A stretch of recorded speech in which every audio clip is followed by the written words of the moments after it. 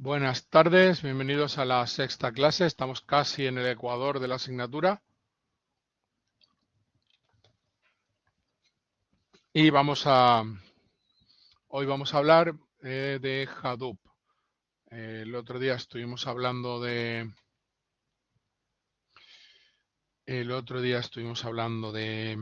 estuvimos viendo sobre todo cómo hacer los, los scripts en MapReduce, ¿vale? Y cómo ponerlos en marcha. Estuvimos lanzándolos, hicimos un workout juntos, vimos que había caracteres que estaba utilizando el punto y coma para separar, eh, las tuplas que emitía el mapper y que eso se estaba pegando con con los caracteres que había dentro del texto. Lo tuve que cambiar. Luego estuvimos viendo cómo eh, simplemente dividiendo por el espacio pues no daba una cantidad de valores determinados. Estuvimos viendo que si pasábamos a minúsculas la cosa cambiaba y se convertían en muchos menos valores, muchas menos tuplas únicas por parte del reduce. Y estuvimos metiendo algo de procesamiento en el map, como quitar puntos, quitando comas, quitando punto y coma. Si hubiéramos quitado los puntos y comas desde el principio, hubiéramos podido utilizar el punto y coma en el mapper como separador, no hubiera dado problema, etcétera. ¿Vale? Hasta ahí lo que vimos el otro día. Entonces hoy vamos a empezar con Hadoop. Hoy vamos a seguir con cosas un poquito más, pues más densas. ¿Vale? ¿Tenéis alguna pregunta sobre lo que vimos el otro día, sobre los ejemplos? Que creo que sería interesante responderlas antes de seguir, porque ya vamos a pasar un poquito de MapReduce y meteremos Hadoop y enseguida nos iremos a Spark. Entonces puede ser un buen momento de cara a la primera actividad. Cualquier pregunta que tengáis, hacerla ahora.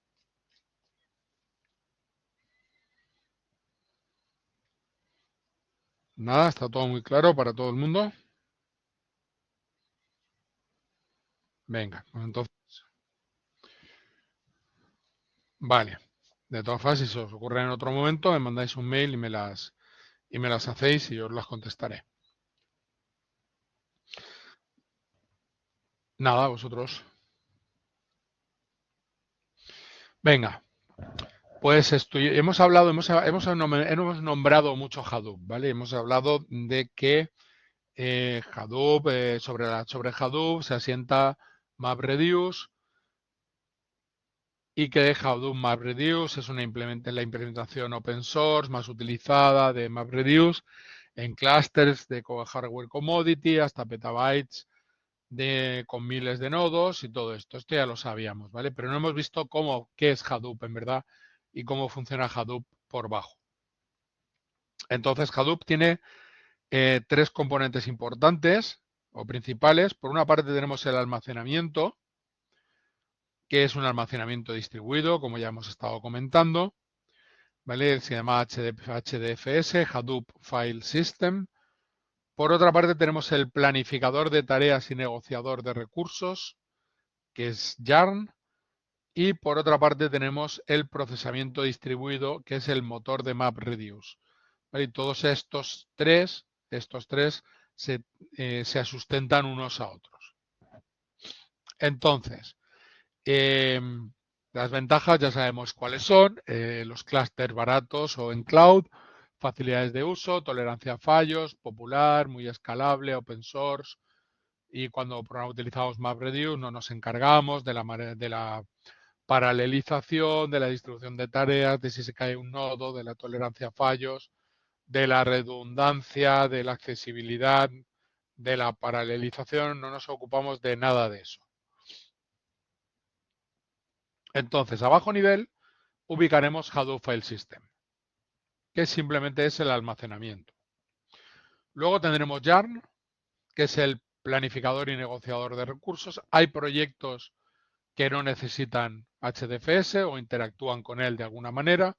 Hay proyectos que no necesitan a Yarn y hay muchos proyectos que sí, la mayoría sí que requieren Yarn y ahora veremos por qué. En otro nivel pondríamos los motores de procesamiento distribuido. Aquí ponemos MapReduce solamente, que es lo que conocemos.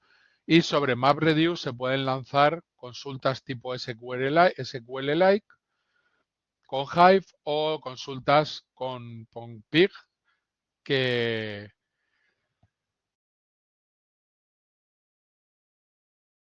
mediante scripts, ¿vale? Pero esta sería un poco la tabla de dependencias, si queréis, de alguna manera, ¿no? Esto requiere de Yarn y Yarn se pone por encima de HDFS. Entonces, la evolución de Hadoop ha sido divertida, ha sido interesante. Por una parte, en la fase 0 se configuraba un clúster que se definía para un problema determinado, se ejecutaba lo que se quería ejecutar sobre ese clúster y al acabar se desconfiguraba el clúster. Conforme se va necesitando más frecuentemente este tipo de recursos, porque los datos crecen, pues ya nos quedamos con la fase 1 en la que hay un clúster configurado y se van lanzando las tareas MapReduce en ese clúster. Luego en la fase 2 se agrega aparece Hadoop 1, donde no tenemos Yarn todavía, no tenemos negociador de recursos, ¿vale? Pero sí hay compatibilidad con otras aplicaciones. De hecho, sobre MapReduce se pueden lanzar otras aplicaciones. Lo que pasa es que aquí lanzamos un trabajo y solo un trabajo. Como no hay negociador de recursos, pues cuando se lanza un trabajo, está haciéndose ese trabajo y ya está. Y en la fase 3, a partir de Hadoop 2, ya aparece Yarn, el negociador de recursos, que permite muchas más cosas por encima. ¿Vale? Permite, por ejemplo, algo tan sencillo como que se lancen 2 tareas MapReduce a la vez, o tareas de MapReduce y de algunas de estas aplicaciones, o tareas de MapReduce de Spark o de lo que sea, de 1000 cosas.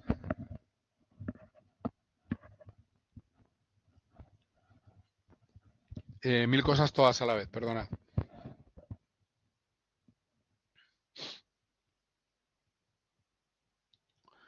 En Hadoop 1 los componentes eran HDFS o S3, algún tipo de almacenamiento distribuido, S3 en AWS.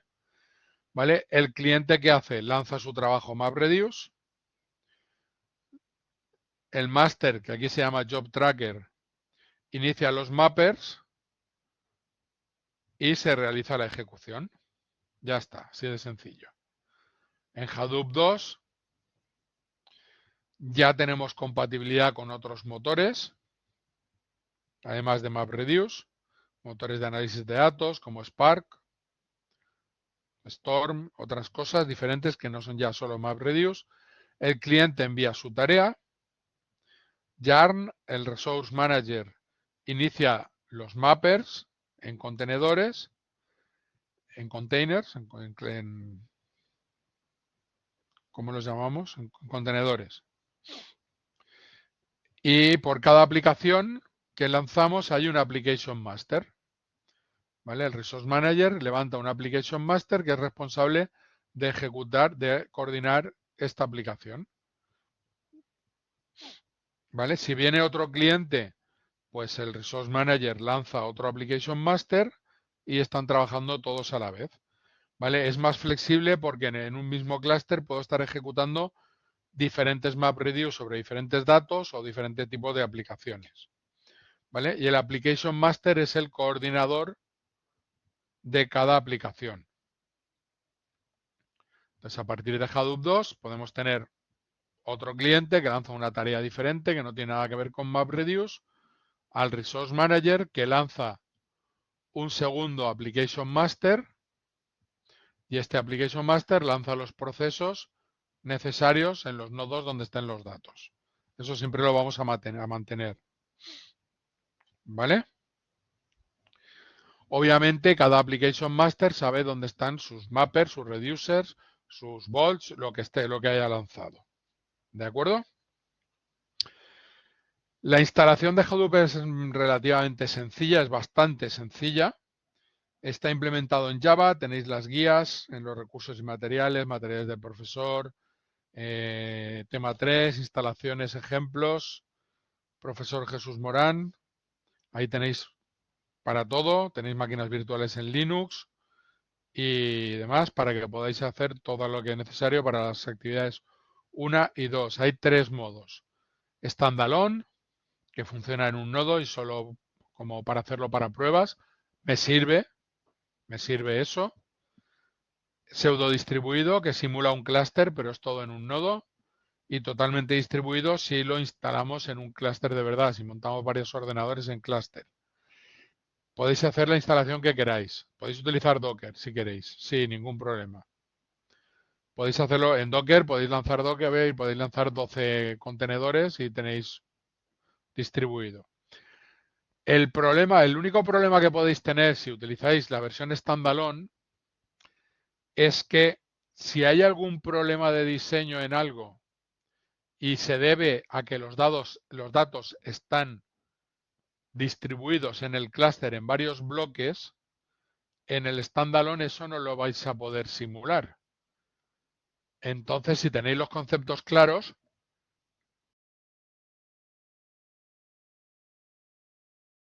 es que yo estoy de estornudos que no paro. Si tenéis los conceptos claros, podéis utilizar el standalone sin problemas. Lo que pasa es que el standalone os va a enmascarar potenciales problemas derivados de la distribución de los datos, que no vais a ser capaces de replicar. Sí, es Hadoop 2. De hecho, estaréis instalando la versión 3. algo, ¿vale? Cuando instaláis Hadoop, podéis instalarlo en formato pseudo distribuido, totalmente distribuido. Para instalarlo en formato distribuido, ¿qué tenéis que hacer? Pues poner varias máquinas, conectarlas, tenerlas en red, tener el sistema operativo en todas, instalar Hadoop en todas, instalar los demonios correspondientes que vamos a ir viendo en cada una de ellas y hacer un clúster físico. Yo lo tengo instalado en standalone en mi máquina. Yo he instalado Hadoop y ya está. No he instalado nada más y elegí el formato standalone. Si no recuerdo mal, lo puedes configurar a la instalación.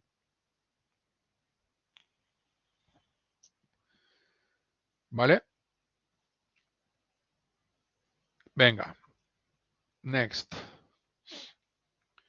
En AWS tenéis créditos por ser alumnos de la View, si no recuerdo mal. Y aquí podéis utilizar 3 máquinas, si queréis.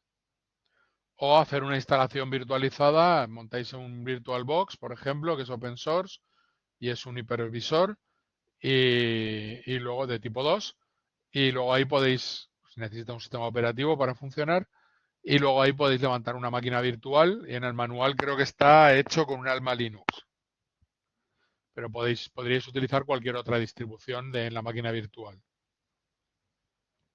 ¿Vale? Y aquí en las máquinas virtuales también lo podréis hacer local, pseudo distribuido en una sola máquina o utilizar contenedores con Docker, lo que más cómodo sea o en el fregado que os queráis meter.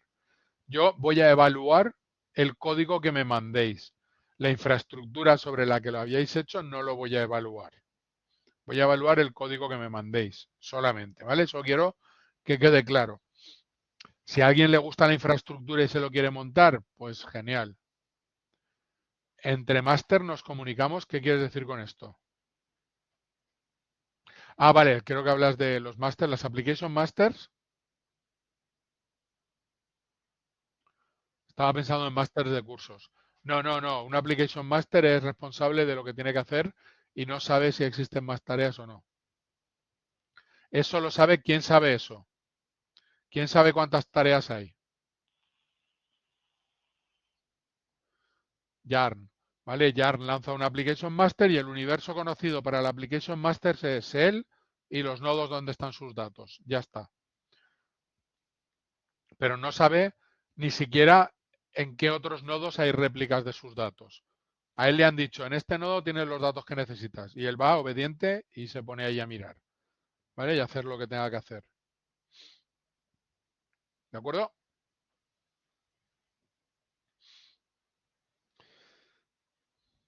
Venga, next.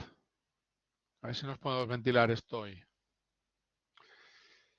También, como he dicho, lo podéis hacer en varias máquinas, pero aquí pues se complica un poquito más. Tenéis que tener hardware, los sistemas operativos, ponerlos en red, los usuarios, configurar puertos, ¿vale? Si alguien lo hace y lo quiere mostrar en clase, pues yo estaré encantado de dejarle 20 minutos para que lo cuente, ¿vale?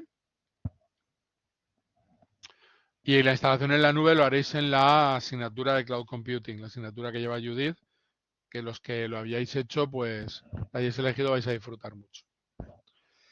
Y por última parte, podríamos funcionar en Google Colab, sí, no requeréis instalar nada. Se puede utilizar un notebook web, ahí instaláis, bueno, nada en vuestro ordenador, quiero decir, ahí tenéis que instalar Hadoop, tenéis que importar los programas, los tenéis que cargar y ahí los podéis ejecutar, pero luego tenéis que sacar los resultados, ¿vale? Tendréis que sacar todo, lo tendréis que sacar porque esto se borra cada X tiempo, no mucho, y, y entonces tendréis que ir vaciando los resultados a vuestro ordenador. It's up to you. Elegid la forma que más os convenga. Para mi gusto, como mínimo, en local, en Linux, con un, eh, con un solo nodo, me vale. ¿Vale? Con que lo hagáis en standalone, me vale. Los que seáis de Windows, si queréis jugar a montarlo en Windows, pues fantástico. Y si no, pues montáis una máquina virtual y acabaréis antes. Porque, insisto, la asignatura no va de cómo se instala Hadoop. Tendréis que instalarlo, pero por vuestra cuenta. Yo cuando hice el máster me pasó lo mismo. Llegué, vale, instalad esto, instalad Anaconda, instalad Spark a funcionar. Y te daban la página a la que tenías que ir y poco más. Vosotros al menos tenéis unas guías que son bastante sencillas de seguir. Vale, la parte principal o la parte la parte básica de Hadoop es su file system, ¿vale? Que no está limitado a HDFS. ¿Vale? Para usar HDFS, los comandos de HDFS, veréis que son muy parecidos a los comandos en Linux. ¿Vale? Y los tendremos que llamar como Hadoop FS, Hadoop File System, seguido del comando. Y con LS es el dir de Linux, nos daría el contenido de la carpeta o del directorio, mejor dicho, perdonad, que le asignemos. ¿Vale?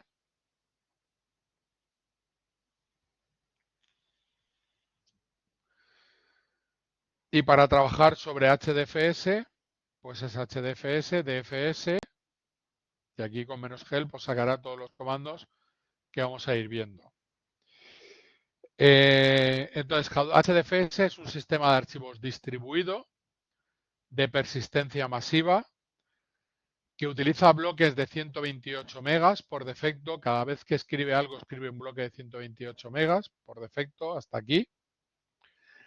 Que replica la información en 3 servidores, también por defecto. Veremos que Hadoop está pensado en Linux. Hay ficheros de texto de configuración en los que podemos cambiar casi todo.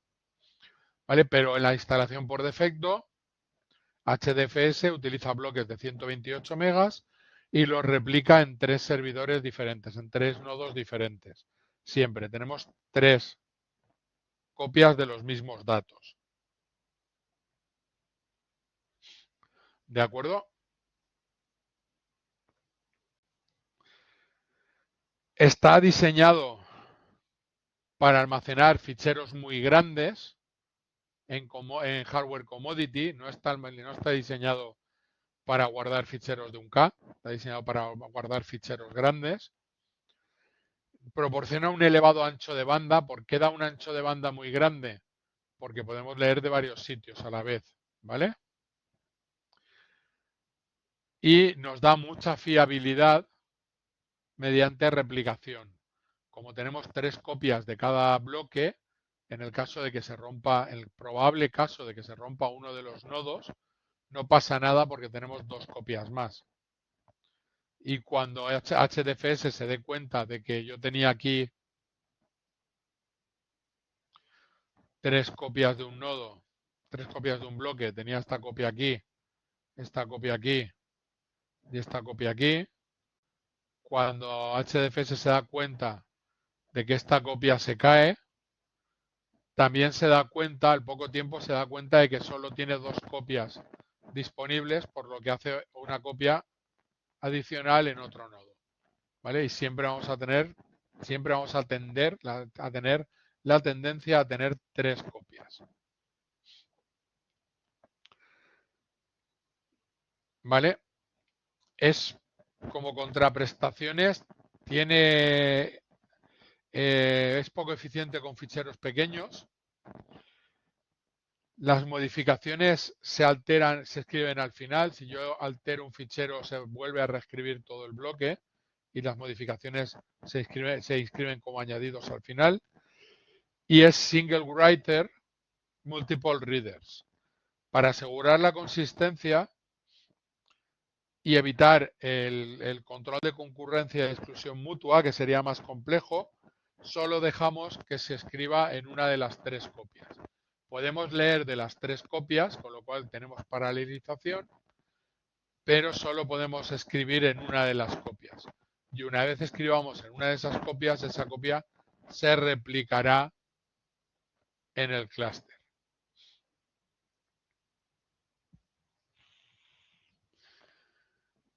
Vale, cuando configuramos HDFS se configura al menos un NameNode. Voy a decirlo en castellano, ¿vale? Un NameNode. El NameNode es el nodo que mantiene la información, los metadatos de los ficheros y de los bloques que residen en HDFS. Es decir, me cuesta, NameNode. El NameNode tiene la relación de todos los ficheros que tenemos, de qué bloques, en cuántos bloques se divide cada uno de los ficheros y dónde están guardados esos ficheros, esos bloques. De forma que si tenemos este fichero, que es lo que vemos en el file system, no es como el diccionario, es como Dios. Por decirlo de alguna manera, la dependencia es muy grande de este señor, ¿vale? Esto es un fichero. Y este fichero pesa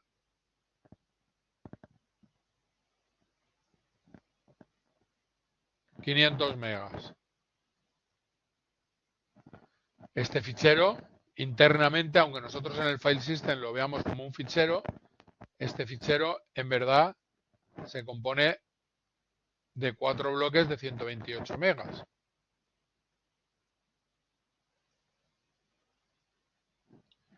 Y cada uno de estos bloques está replicado 2 veces más en el clúster.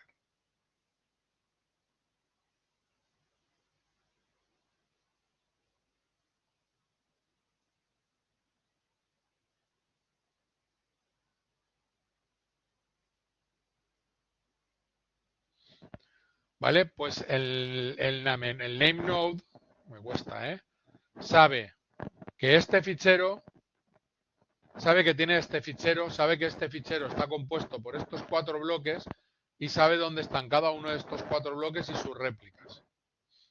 ¿Vale? Y tenemos otro proceso que es el data node o el data node.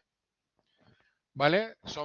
Estos solo albergan bloques de datos y saben los bloques que tienen, pero no saben nada sobre los ficheros. No saben si los bloques que tienen son todos del mismo fichero, de ficheros diferentes, si tienen una réplica, 2 réplicas, todo eso lo ignora. ¿Vale? Todo eso lo ignoran. Este lo sabe todo y estos albergan bloques con datos. Los bloques, ya hemos dicho que son de 128 megas por defecto, configurables Su tamaño es configurable por fichero. Hay un fichero que editamos y cambiamos el 128 por un 256, levantamos Hadoop de nuevo y ya hemos cambiado el tamaño del bloque y lo arreglará internamente como pueda. Si nosotros si hacemos los bloques más pequeños, podemos aumentar el paralelismo, porque si los hacemos de 60, si tenemos ese fichero de 512 megas,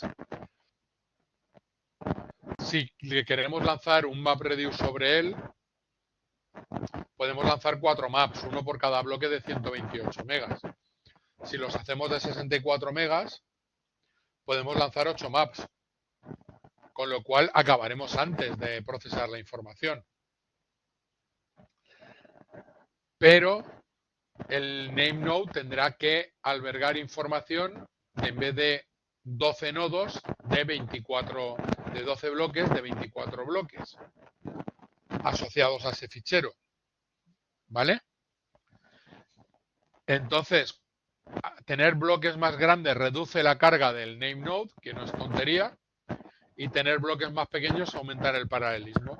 Y como esto está diseñado para utilizarlo con ficheros grandes, se llega...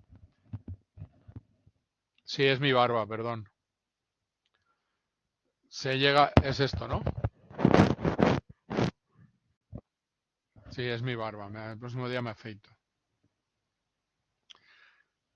Si hacemos los bloques más pequeños, ya os digo, aumenta el paralelismo, pero si lo hacemos más grande, disminuimos la carga del NameNode. Y como aquí esto está diseñado para utilizar con ficheros grandes, pues se llega al convenio de que por defecto se utilicen 128 megas.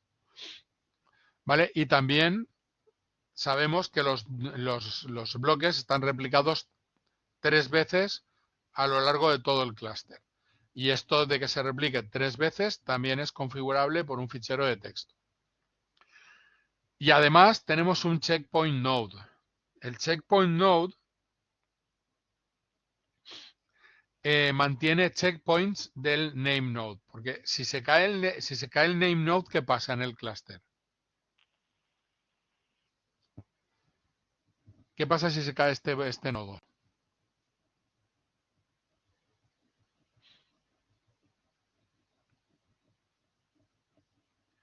¿Qué creéis que pasa si se cae este nodo?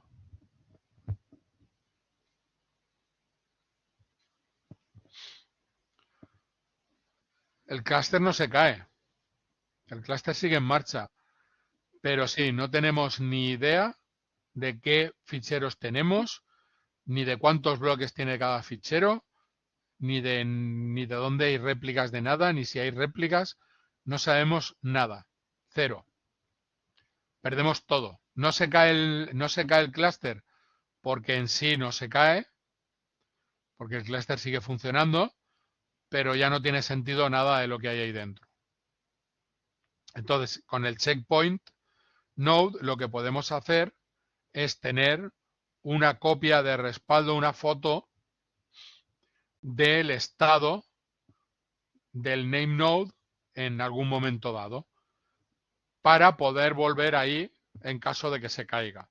Lo que pasa es que el checkpoint node tiene que ejecutarse en un nodo, en un ordenador, que tenga unas características similares a las que tiene el name node. ¿Vale? Que ya veremos que pues tienen que ser nodos más fuertes, tienen que ser nodos más grandes, tienen que tener mucha RAM, meteremos discos duros en RAID para que no se pierdan, le pondremos redundancia, le pondremos más recursos para que aquello funcione bien. Porque si ese nodo es malo, cuando tenga que decidir cosas, no tendrá apenas recursos y el funcionamiento del clúster no será el adecuado.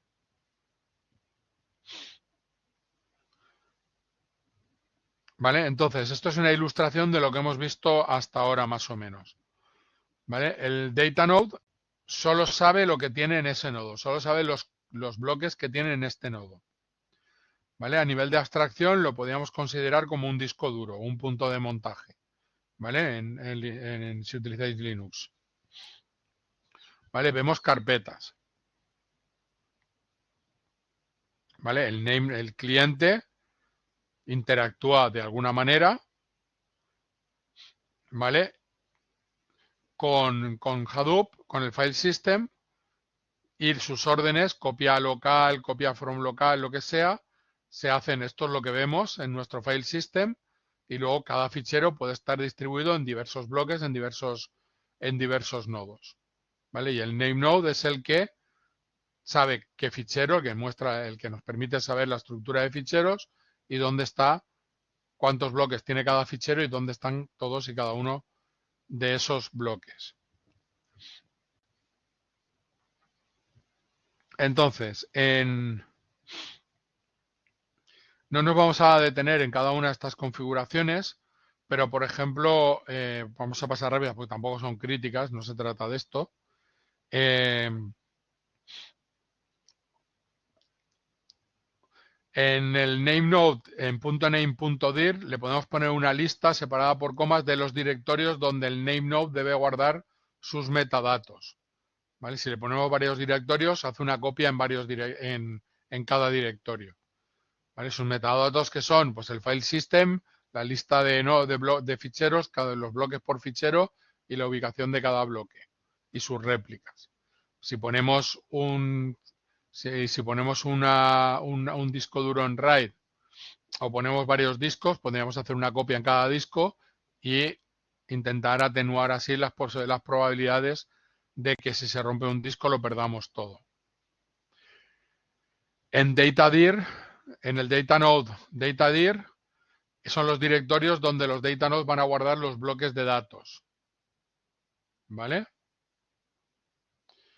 Y en el checkpoint dir del name node es los directorios donde el checkpoint node guarda los checkpoints. ¿De acuerdo?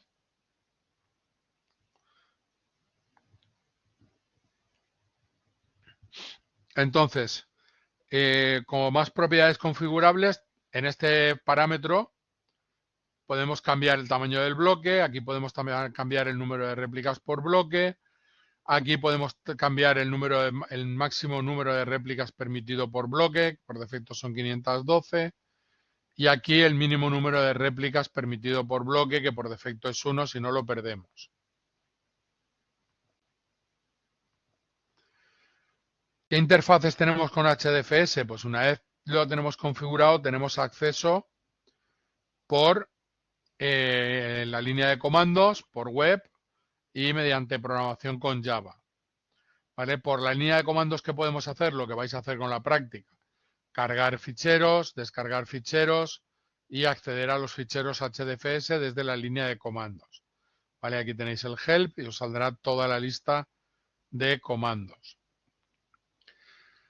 Comandos más comunes, pues comandos para copiar, esto es para listar ficheros, ¿vale? ls y le pasamos un path, ls-r, todos los directorios que estén dentro, ¿vale? Copia cp, copia ficheros de HDFS a HDFS dentro de HDFS, move, mv los mueve, rm los borra, rm-r borra recursivamente el contenido, cat muestra el contenido de un fichero, tail muestra el final de un fichero, stat nos muestra las estadísticas del fichero, crear un directorio, cambiar permisos, cambiar propietarios o grupos de propietarios.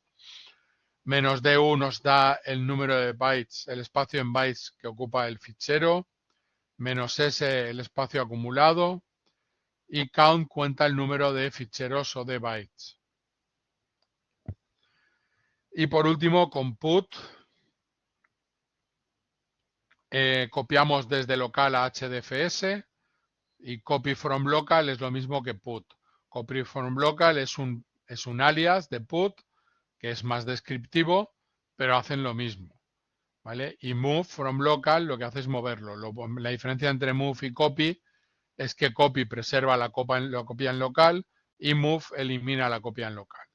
Si esto es para copiar de local a HDFS, debemos tener algo de HDFS a local. Y eso es get, copy to local y get merge, que copia y concatena de HDFS a local. ¿Vale? Esto igual lo podéis utilizar para, si tenéis varios ficheros resultados, para concatenarlo y traeroslo a local en las prácticas. En las habilidades, en las actividades, perdona, ¿qué habilidades? Y así, pues, más comandos que tenéis. Touch es para crear un fichero vacío, un fichero de texto vacío, ¿vale? Spoons vacía la papelera. Tenéis ayudas en el uso de comandos, etcétera. ¿Vale? Para hacer copias en paralelo entre dos file systems de Hadoop. Esto no nos vamos a ver en estas. Tampoco creo que os pregunte por esto. ¿Vale? Tenemos aplicaciones construidas encima de Hadoop, como Flume, que sirve para recoger, agregar y mover grandes cantidades de datos, generalmente logs, para ingestarlos, llevarlos a HDFS. Scoop, que hace transferencias masivas de datos entre bases de datos relacionales y estructuradas y HDFS, y al revés. DFS-admin, que nos da el estado del file system de HDFS. FSCK, hace un chequeo del file system. Balancer rebalancea el número de bloques entre los data nodes. Si tenemos data nodes que están muy cargados de bloques y data nodes que no tienen ninguna copia de ningún bloque, con Balancer esto se nivela. Estos no los utilicéis. Este primero vale, pero estos dos no los utilicéis en un clúster en producción sin preguntar al responsable del clúster, porque si nos ponemos a hacer rebalanceo de bloques, vamos a tener, es posible que tengamos que mover mucha información a través del clúster, y entonces si el clúster lo tenemos operativo y funcional y atendiendo peticiones de clientes, a lo mejor no es el momento en el que queramos hacer estas cosas.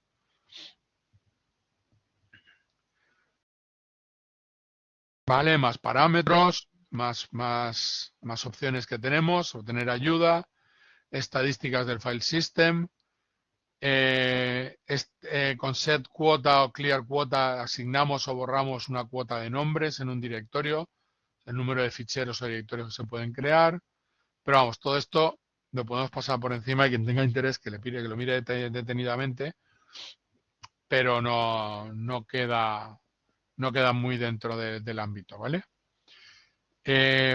Podemos chequear la salud de los ficheros en HDFS, nos dice si están sobre replicados, si están infra replicados, si hay réplicas mal colocadas, si hay algunos bloques corruptos, si hay algún bloque del que sencillamente no tenemos ninguna réplica, ¿vale? Vale, y en el name node principal, esta es la estructura de directorios que vamos a tener, ¿vale? El name node tiene una forma de trabajar bastante interesante porque registra todo lo que hace, ¿vale? Y lo hace porque, como sabemos que todo puede fallar, voy a registrar todo lo que hago, porque si registro todo lo que hago, ¿eso para qué me puede servir?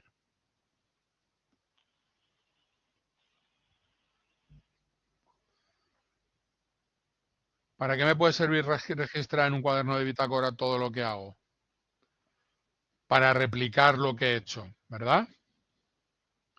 Para volver a hacer todo lo que he hecho, o yo o alguien que pueda volver a hacer lo mismo que he hecho yo.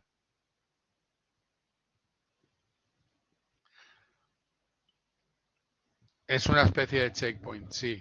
Un checkpoint sería una copia local, sería una copia, pero con esto lo que podemos hacer es ver dónde nos hemos quedado, ver qué acciones nos quedan pendientes y partir de un estado conocido, ¿sí? Un checkpoint, pero además del checkpoint, el checkpoint sería el último estado conocido guardado y luego todas las cosas que se han ido haciendo.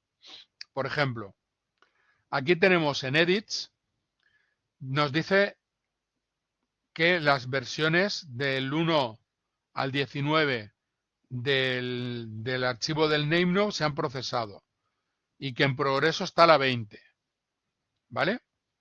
Si el NameNode se cae y se vuelve a poner en marcha, sabe que hasta la 19 está todo hecho y reinicia el sistema a partir de la última de esta versión estable, ¿vale? Utilizando esta imagen que tiene aquí. Esto sería el checkpoint, pero esto es el control de versiones, de alguna manera, y sabe cuando se recupere, sabe que hasta aquí está todo hecho, viene aquí, recupera esto, se levanta a partir de aquí y aquí ya sabe qué ficheros tiene, cuántos nodos tiene cuántos bloques tiene cada fichero, dónde están las réplicas de cada bloque, etcétera, etcétera, etcétera.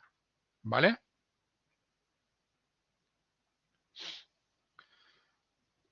Más configuraciones en las que no vamos a entrar. Con la configuración por defecto es suficiente, pero en Edit Start, como ya os he dicho, son las transacciones ya finalizadas, las transacciones actuales, y FS Image es la información de los metadatos del sistema. ¿Vale? ¿Qué contiene aquí todo? Pues todo, directorios y ficheros, incluyendo los bloques que los forman. Y la localización de los bloques en los data nodes se guarda en memoria.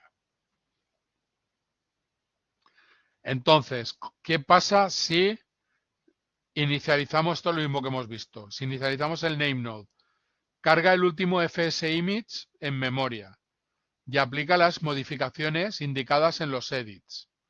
Con esta imagen reconstruida se crea un nuevo FS Image y un edits vacío y espera a que los data nodes le envíen información de los bloques que tienen. Y esta información la guarda en memoria. ¿Vale? Entonces, hay una opción de arrancar HDFS en modo seguro.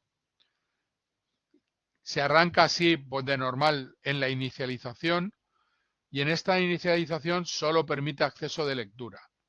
¿Vale? El modo seguro acaba después de que el 99,9% de los bloques alcancen su mínimo nivel de replicación. A partir de ahí, el clúster está en marcha y es operativo. Y todo esto lo podemos ajustar con estas propiedades. ¿Vale?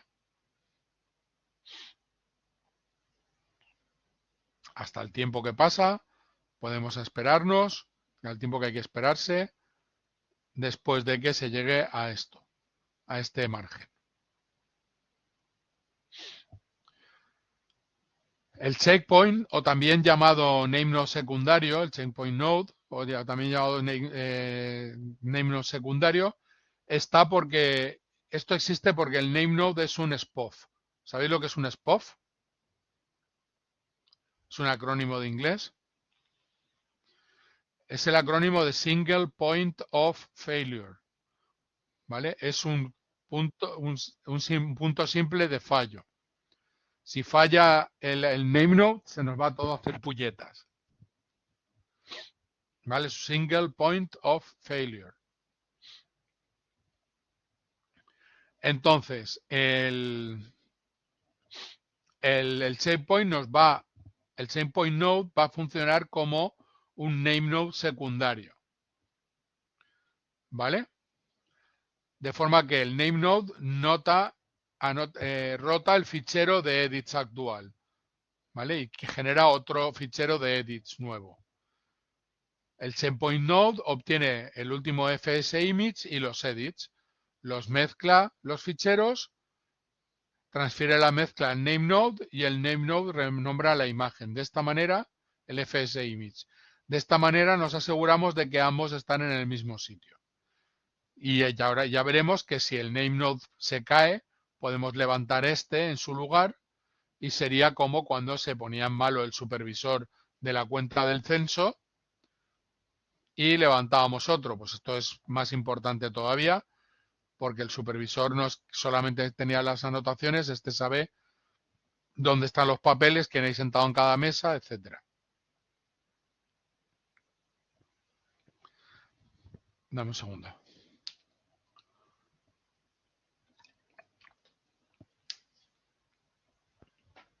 Entonces, en un sistema ocupado, el fichero de edits, en el que se hacen muchas cosas, el fichero de edits puede crecer demasiado. ¿Vale? Entonces, El checkpoint mezcla el fichero edit y el MSM y el FS-image, que son procesos costosos en recursos, y luego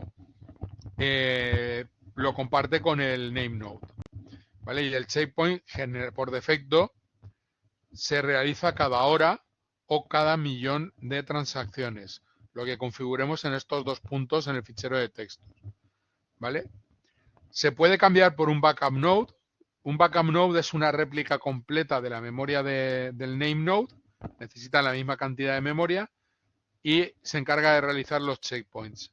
El caso es que si hay un fallo total del name node, se puede recuperar su último checkpoint, ¿vale? E iniciamos el name node a partir de ese checkpoint. Y habremos perdido lo que no hayamos guardado en el tiempo desde el último checkpoint, pero al menos saldremos de un sitio más o menos conocido. A la hora de realizar las políticas de replicaciones, que por defecto son 3, también se toman cierto tipo de normas. Por ejemplo, la primera réplica, cuando cargamos datos, cuando iniciamos la escritura en el clúster, la primera réplica se hace donde el cliente inicia la escritura, ¿vale? O en un nodo al azar. Aquí ponemos una réplica. La segunda réplica se hace en un rack diferente, por si cae el rack entero, que no caiga la réplica. Y la tercera réplica generalmente se hace en el mismo rack que la segunda, pero en otro nodo. Así, si el map falla en este, lo puedo lanzar en este que está cerca. ¿Vale? Si configuráramos más de 3 réplicas, la cuarta, quinta, etcétera, se harían al azar, se pondrían al azar dentro del clúster. ¿Y qué problemas más nos podemos encontrar con el NameNode? Pues que como es un single point of failure o SPOF, si falla es imposible acceder a los datos. Tenemos que recuperarlos a través de los checkpoints y conviene guardar varias réplicas de los datos del NameNode, ¿vale? Por ejemplo, en un RAID, lo que os decía. Tener los discos duros en la máquina donde tengo el NameNode, configurar un RAID 0, un RAID 5, lo que sea, pero que tenga varias copias físicas en disco duro de todo, ¿vale? Porque si se cae un disco duro, que no afecte al rendimiento, que no pasa nada porque se caiga un disco duro, ¿vale? O en el DFS NameNode NameDir, donde poníamos los directorios donde se tenían que guardar los metadatos, poner rutas a diferentes máquinas. A partir de Hadoop 2.0 esto mejoró un poco porque hay HDFS de alta disponibilidad y federación de HDFS. La HDFS de alta disponibilidad, ¿qué va a ser? Pues básicamente, no se complicaron mucho, es tener 2 name nodes activos. Y activos significa haciendo lo mismo, procesando lo mismo. No uno hace las copias del otro y procesa las copias como el checkpoint node. No, aquí tenemos 2 name nodes en marcha. Y uno es el principal y el otro es el secundario. ¿Vale? ¿Qué pasa? Que los 2 name nodes tienen que utilizar un almacenamiento compartido de alta disponibilidad, que sea rápido, y los data nodes tienen que enviar información de los bloques a los 2 name nodes, ¿vale? Porque el mapping de bloques, los bloques que tiene el mapeo de los bloques, la información de dónde están los bloques en qué data nodes, eso se mantiene en memoria, no en disco, ¿vale? Y los clientes deben manejar el fallo del name node. Aquí básicamente si falla el name node, se pone el secundario a funcionar en marcha y ya está. Tenemos que cambiar la dirección, la ruta del name node y poco más.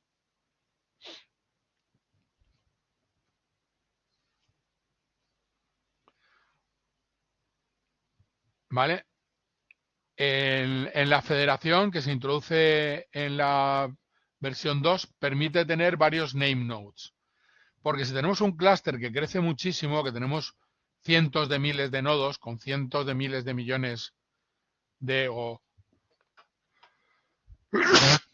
perdona, no me ha dado tiempo. O millones de archivos con todos sus nodos replicados y demás, eso al final se puede hacer muy grande, muy grande, muy grande y se puede hacer insostenible. Gracias, Rolando. Entonces, si recurrimos a una federación de name nodes o a una federación de HDFS, lo que hacemos es tener name nodes parciales, name nodes que se encargan, cada name node se encargará de una parte del espacio de nombres del file system, ¿vale? Y cada data node se va a registrar con todos los name nodes. Pero si tengo estos son todos mis datos, todos mis ficheros, todo mi file system, si lo divido así en 4, aquí tengo el name node 1, aquí el name node 2, aquí el 3 y aquí el 4. Y este solo sabe de sus ficheros, este solo sabe de sus ficheros, este de los suyos y este de los suyos. ¿Vale? Pero los data nodes se comunican con todos porque un mismo data node puede tener un bloque de un fichero de este, un bloque de un fichero de este, un bloque de un fichero de este y un bloque de un fichero de este. Entonces los data nodes se comunican con todos los name nodes, pero cada name node solamente sabe de los ficheros que tiene asignados en su espacio de nombres. ¿Vale? A partir de la versión 3 de Hadoop hay códigos de borrado que permiten reducir la sobrecarga por replicación, porque antes para cuando se borraba algo se tenía que escribir otro nodo, otro bloque entero. Entonces, pues con eso se consigue mejor productividad.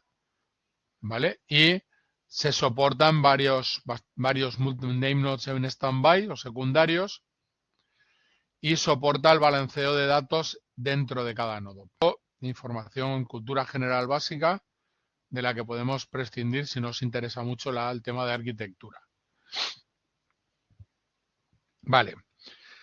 Y hemos visto que el gestor de recursos, YARN, Yet Another Resource Negotiator, también los nombres son divertidos generalmente, es el gestor de recursos de scheduling y de monitorización. ¿Vale? Este es el que se encarga de que todo funcione. ¿Vale? Y se encarga de que todo funcione utilizando 3 demonios. Por una parte, el Resource Manager, que se encarga de la planificación general. Por otra parte, tenemos el Node Manager, que se encarga de monitorizar cada uno de los nodos. Y tenemos un proceso lanzado, un demonio de estos lanzados en cada nodo. Y luego tenemos los Application Masters, que se encargan de gestionar las aplicaciones y hay uno por cada aplicación que tenemos lanzada en nuestro clúster. Yarn, una de las cosas geniales que nos aporta es que permite que diferentes tipos de aplicaciones, no solo MapReduce, se ejecuten de forma concurrente en nuestro clúster. Y para ello, cada aplicación se despliega en contenedores. ¿Vale? Y a partir de la versión 3 de Hadoop ya se puede utilizar Docker.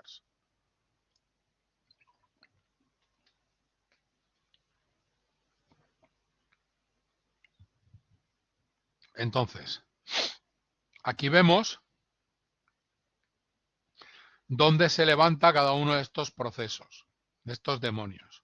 ¿Vale? Se levanta un Resource Manager para todo el clúster. ¿Vale? Se levanta un Name Node para todo el clúster. Y se levanta un Data Node para cada nodo del clúster. ¿Vale? Y por cada Data Node hay un Node Manager. ¿Vale? O sea, también hay un Node Manager por cada nodo. ¿De acuerdo?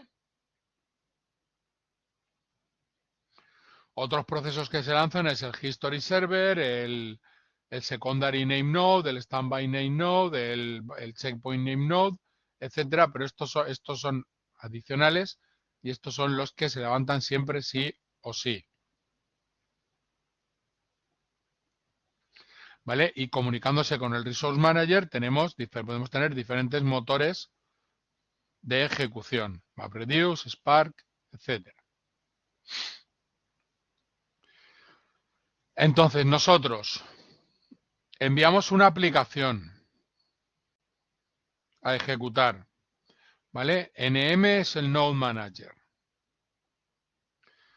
¿vale? Entonces, enviamos la aplicación a ejecutar. Entonces, el Resource Manager inicia un Application Master, ¿vale? Aquí iniciamos este Application Master, por ejemplo. Lanzamos dos aplicaciones y el Resource Manager levanta dos Application Masters, uno por cada aplicación. Imaginaos que esto es un word count y esto es otro MapReduce para la temperatura máxima, ¿vale? Estos Application Masters son informados de dónde están copias de los nodos con la información que queremos utilizar y levantan contenedores y se ejecuta la aplicación, ¿vale? Como veis, en un mismo nodo puede haber un bloque para esta aplicación y un bloque para la otra aplicación. ¿Depende de qué? Depende de dónde tengamos las copias de los datos.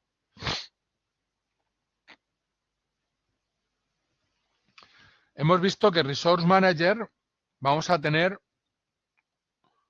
uno por clúster, ¿vale? Solamente. Va a arbitrar todos los recursos entre las diferentes aplicaciones del sistema, ¿vale? Es un demonio global. ¿De dónde obtiene sus datos? Del clúster y de los nodos y de los node managers. Y tiene dos componentes. Por una parte, el scheduler, que planifica las aplicaciones en base a qué? Pues en base a los requisitos que tenga cada aplicación y de los recursos que estén disponibles.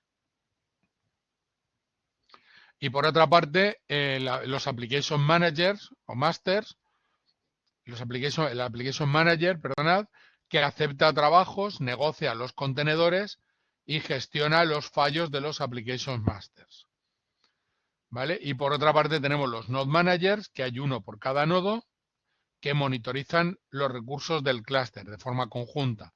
Cada uno de ellos monitoriza los recursos de su nodo.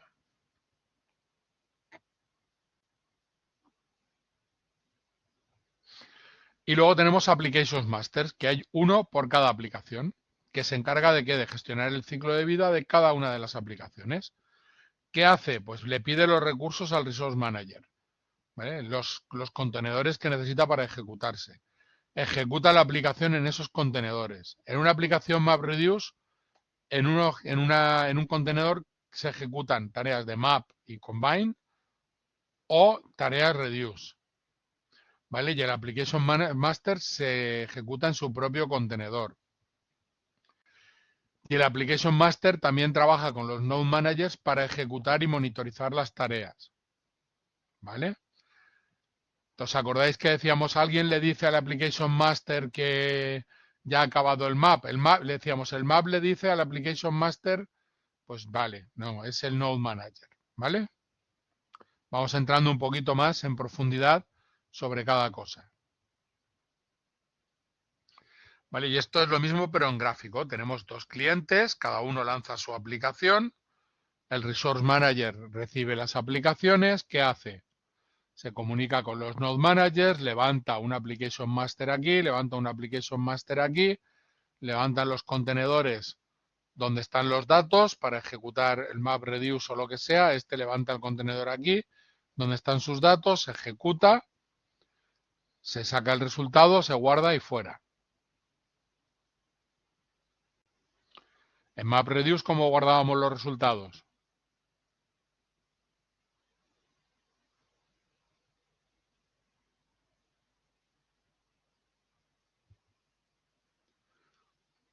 ¿Cómo guardan los resultados? ¿Cómo guardábamos los resultados en MapReduce? ¿Cómo guardábamos los resultados del Reduce? Venga, que lo vimos el lunes.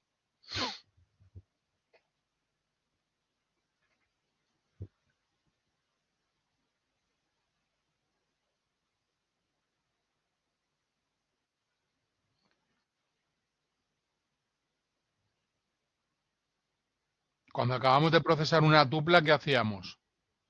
Con el reduce, cuando acabamos de procesar toda la tupla, ¿qué hacíamos? Hacíamos un print, ¿verdad, María José? Hacíamos un print. Y vamos haciendo prints y cuando acabamos ya tenemos todo nuestro resultado en un fichero de texto. Hacíamos un print sobre un fichero de texto y luego eso, por arte de Birli que hasta donde sabemos ahora mismo, por arte de magia, resulta que aparecía en un fichero de texto. Ahora vamos a ver por qué magia es la que hay ahí detrás.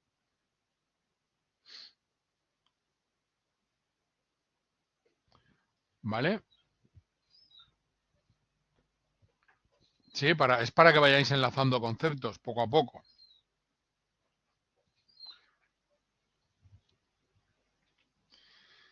Vale. No tiene mucho sentido meterle más tiempo a esto, a las propiedades configurables de Yarn. ¿Vale? En hostname tenemos el host en el que se está ejecutando, el resource manager, la lista de servicios auxiliares, la cantidad de memoria que se puede reservar para contenedores Yarn en un nodo, el número máximo y mínimo de cores que se pueden asignar a cada uno de los contenedores que se levantan, el número máximo y mínimo de memoria que se puede asignar a cada uno de los contenedores que se levantan. Con yarn jar ejecutamos un fichero jar, un fichero Java, aparece yarn jar Bing. Información sobre las aplicaciones que se ejecutan, sobre los contenedores, sobre los nodos, sobre el uso del clúster, como el top en el Linux igual, y comandos para la administración del clúster. Aquí tenéis más información. Si queréis la miráis, pero no es crítico. Vale, ¿y esto cómo funcionaría ya entrando un poquito más en detalle? Vamos a seguir profundizando un poco. Vale, este es el ejemplo que vimos de temperatura máxima en MapReduce. Pues aquí ya sabemos que el cliente lanza una tarea con el Resource Manager, con Yarn, ¿vale? Que este levanta los Applications Masters, que en cada uno de estos nodos hay un Node Manager que se está comunicando con Yarn, con Resource Manager continuamente, que este tiene la distribución de los bloques en alrededor de todo el nodo, de todo el clúster lo tiene en memoria y que del Application Master se lanzan los contenedores donde se ejecutan los mappers y los reducers. ¿Vale? La misma foto, hemos hecho un poco de zoom in y hemos sacado más información. ¿De acuerdo? En este ejemplo se cae un mapper. ¿Qué pasa si se cae un mapper? ¿Vale? ¿Quién sabe? Si se cae un mapper, se reinicia otro mapper en otro nodo que también tenga una copia de ese bloque, ¿correcto? Si se cae este mapper, se lanza otro mapper igual en un nodo donde haya una copia de este bloque. ¿Estamos de acuerdo hasta eso?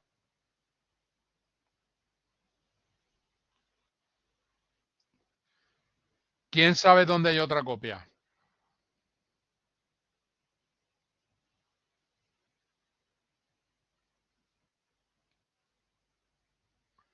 No.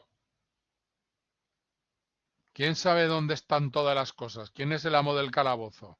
El name node, bien Rita. ¿Vale?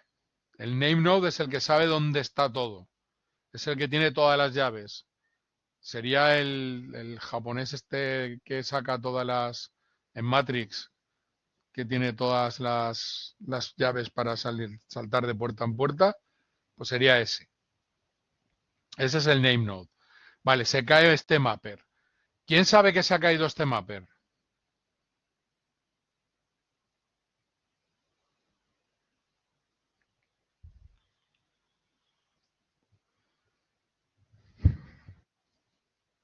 El master, ¿vale? Y el resource manager también. Lo sabe el resource manager. ¿Vale?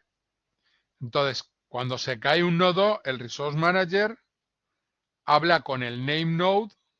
El resource manager se va y busca el name node allá donde esté. Habla con él y le pregunta, ¿dónde hay otra copia? No, el master es el master es el application master,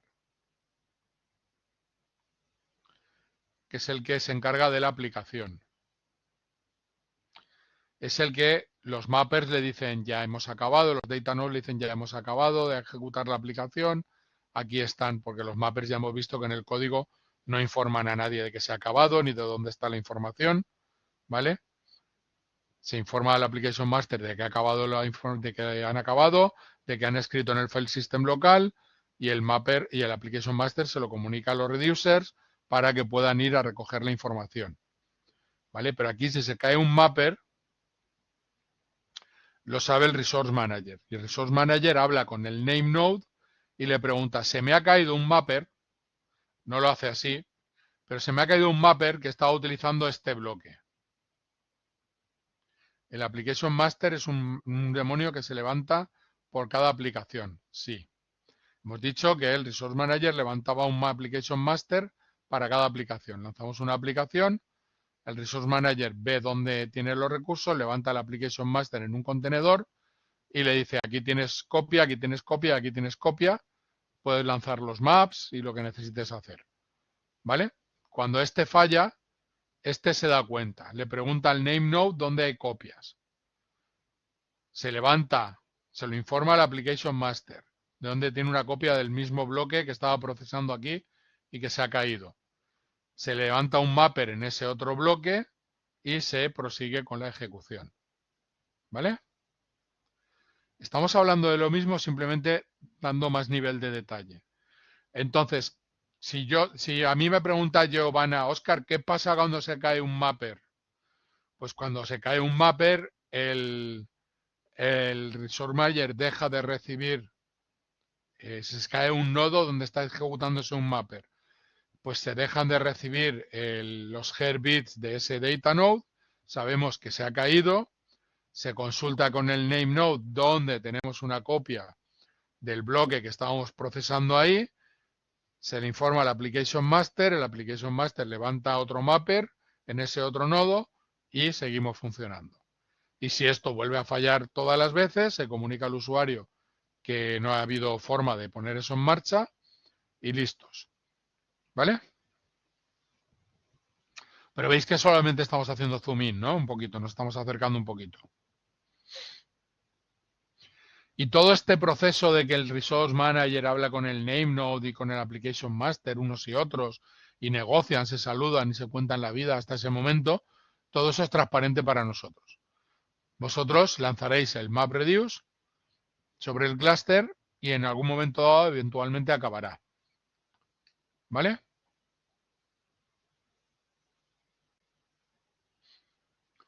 Entonces aquí se ha roto un nodo y lo ha lanzado en otro nodo en el mismo rack.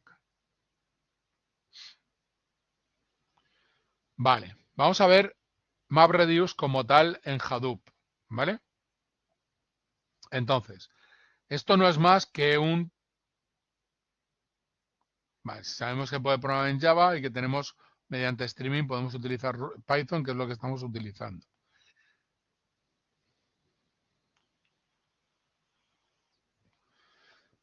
Pues no me lo he planteado, pero si tienes un clúster, lo matas y ya está. Si tienes un clúster distribuido, un pseudo distribuido, tendrás un data node, tendrás el proceso asociado al data node, podrás identificar su nombre y lo podrás matar.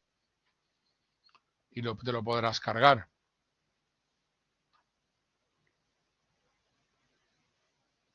Al final son procesos, todo. Es decir, encontrar el identificador del proceso y matarlo.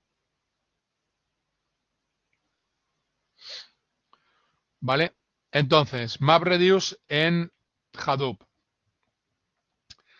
es un motor de procesamiento. El motor de procesamiento también lo podemos configurar a través de los ficheros XML. Aquí en concreto, en el fichero mapred-site.xml, podemos cambiar cosas como los cores virtuales que se utilizan por el Application Master, la cantidad de memoria para el Application Master, Estos son opciones Java para el Application Master. El número de cores que asignamos a cada tarea MapReduce, la memoria que asignamos a cada tarea MapReduce, opciones Java de los contenedores, etcétera, ¿vale? Vamos a necesitar utilizar el uso, balancear el uso de la RAM y de los cores, ¿vale? Entonces, ajustando los parámetros de Hadoop al hardware disponible para que aquello funcione de la mejor manera posible. Y los parámetros más sensibles son la memoria que reservamos, ¿vale? Máxima y mínima.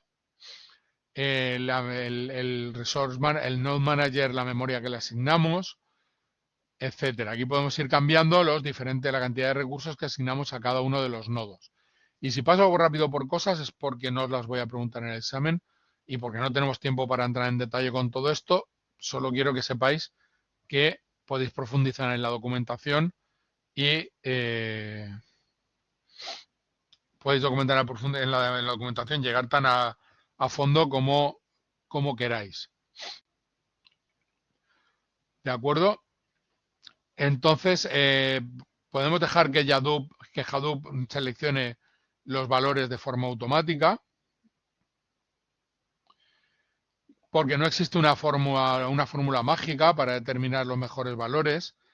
Depende del tipo de trabajo, de la carga de trabajo que tengamos, podemos necesitar o preferir unos valores u otros, pero hay una aproximación hay aproximaciones heurísticas como la de Hortonworks que lo hace en función de qué, pues de la memoria disponible en cada nodo, del número de cores por nodo y del número de discos por nodo.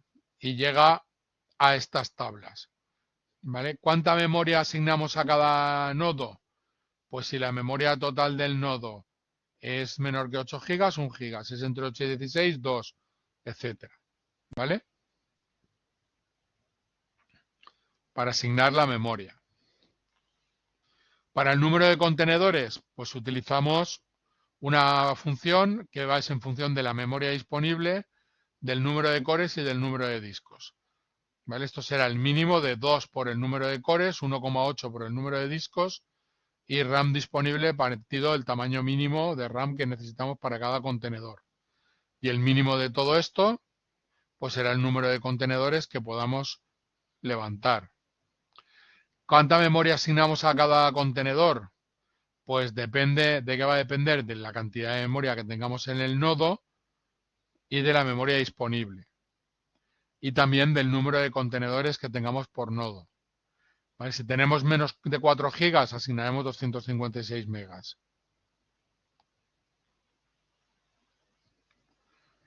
Sí, pero son contenedores que no dependen de cómo los lanzas tú, sí que no los lanza Hadoop directamente. Pero lo lanza en contenedores para que sea más eficiente, ¿vale? Entonces llegamos a esta otra aproximación, que no hace falta memorizar, simplemente saber que hay algún tipo de aproximación y si algún momento la necesitáis, vais a la documentación y buscáis, ¿vale?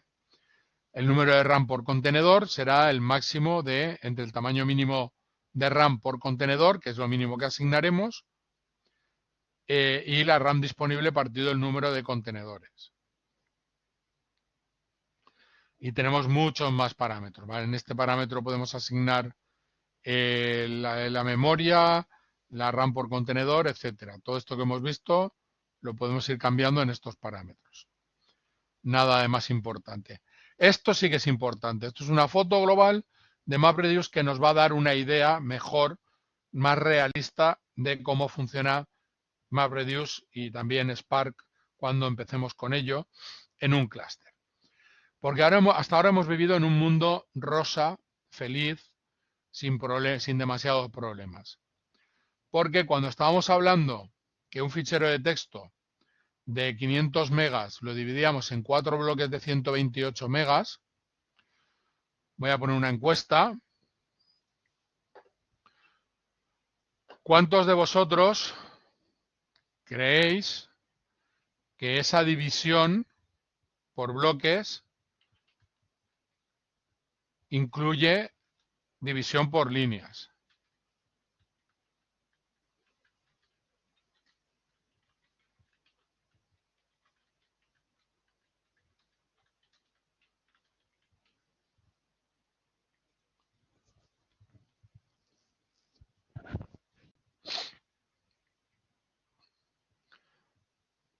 Porque yo creo, estoy convencido de que todos en vuestra cabeza, ahora lo tenéis aquí en la pantalla, ¿vale?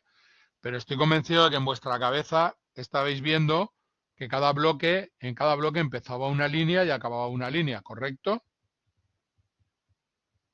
Cambio la pregunta. Pensabais eso, ¿verdad? No voy a poner la encuesta porque no me aporta nada.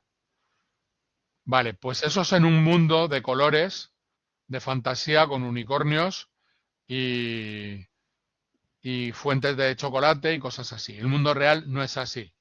Lo que hace Hadoop es hacer bloques de 128 megas en binario. Entonces, aquí empieza a contar, aquí llega a 128 megas, aquí corta. Y esto es un bloque. Y de aquí, 128 megas, aquí corta. Y esto es otro bloque. Y esto es un tercer bloque.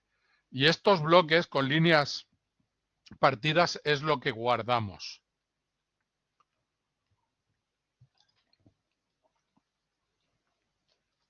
De forma que la idea de que leemos un bloque y ya tenemos la información que necesitamos, pues ahora no nos gusta tanto.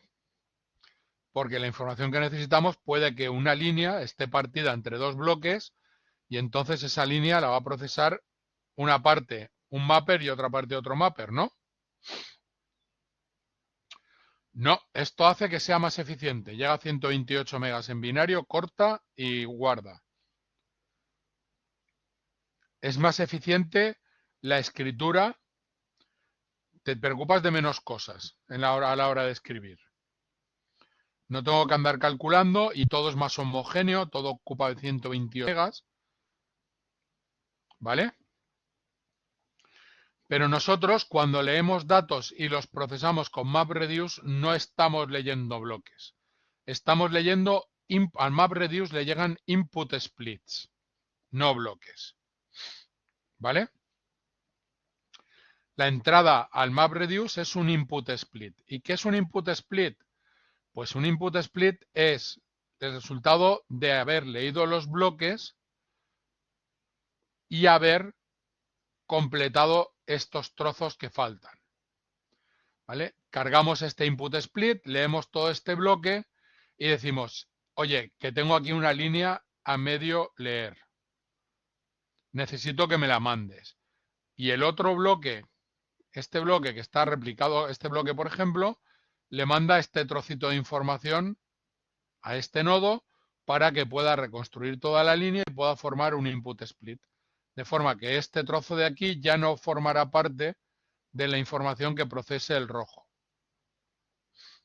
Y el rojo, aquí hará lo mismo. Oye, me falta este trozo de línea, se lo pedirá a uno de los azules, se lo enviará y conformará su propio input split. Y este trozo de aquí no formará parte de lo que procesen los azules. Y como llega al end of file, llega al final de fichero, pues estas tres líneas son las que incluye, pues son las que hay en los 128 megas. ¿De acuerdo?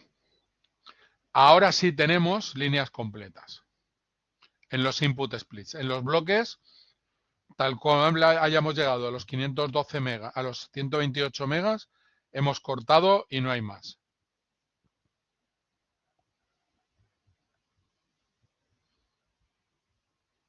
¿Vale? ¿Vemos la diferencia entre el bloque input split?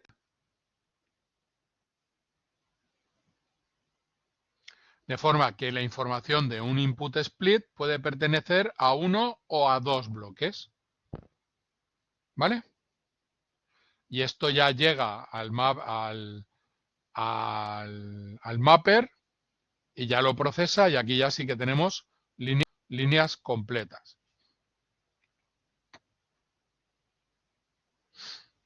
Pasamos de bloque, ¿vale? El input format, el input format, tenemos en el file input format es el que utilizamos por defecto cuando son los archivos que leemos, son ficheros. El input format es el que nos marca cómo se genera cada input split. Y el file input format, como os he dicho, son solo ficheros. Entonces, ¿qué asume? Que son ficheros de texto. ¿Cómo son los ficheros de texto? ¿Cuál es la estructura de fichero de texto? Pues la estructura son líneas. ¿Vale? Entonces, lo que genera esto es una clave, valor, donde tenemos un offset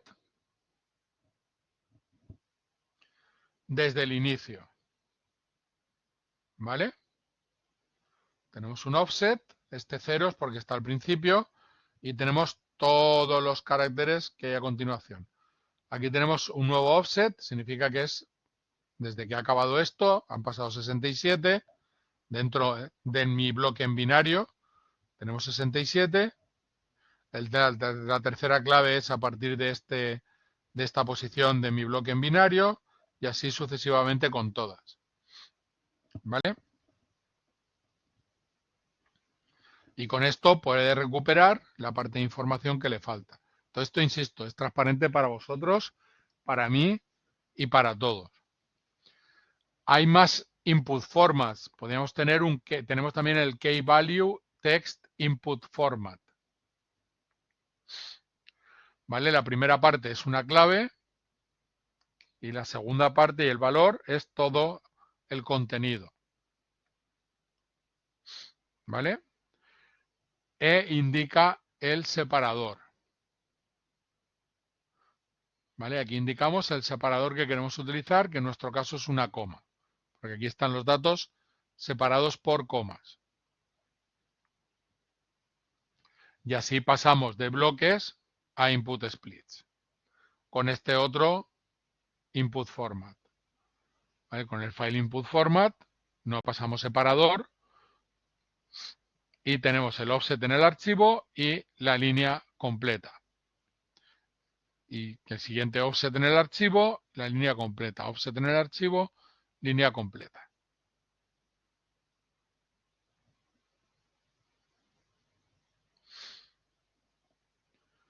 Tenemos más input formats, como nline input format, ¿vale? Que la clave aquí sería el número de línea y el valor sería toda la línea. Tenemos el db input format para utilizarlo desde bases de datos como HBase, por ejemplo. Incluso podemos crear un input format personalizado por algunas necesidades que pudiéramos tener. ¿Vale? Pero esto se ha de hacer en Java. Yo nunca me he visto la necesidad, pero si os vierais en la necesidad de que revisáis la documentación y ninguno de los input formats os sirve, me extrañaría porque esto está soportado por la comunidad y lo más fácil es que si tenéis un problema lo haya tenido alguien antes que vosotros, se haya reportado, incluso se haya proporcionado una solución ya. Vale. Si queremos crear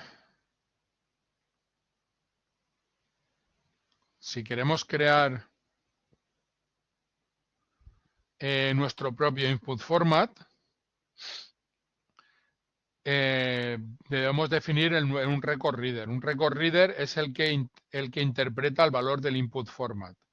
¿Vale? Sabe lo que es la clave, sabe lo que es el valor y sabe cómo tienes que generarlo. Hay un record reader asociado a cada uno de los input formats que hemos visto. Si generamos un nuevo input format, tenemos que implementar también el record reader. ¿Vale? Básicamente, información, culturilla general. Vale, ahora tenemos otra foto global de MapReduce, de Hadoop MapReduce. ¿Vale? En HDFS guardamos los datos en bloques de 128 megas. ¿Vale? Aquí los tenemos en HDFS. Cuando se envía un trabajo, los bloques que debemos procesar se convierten en input splits. los input splits se completan si es necesario trayendo datos de otros bloques. Y una vez están los input splits ya completos y ya están listos para funcionar, entonces son leídos record reader.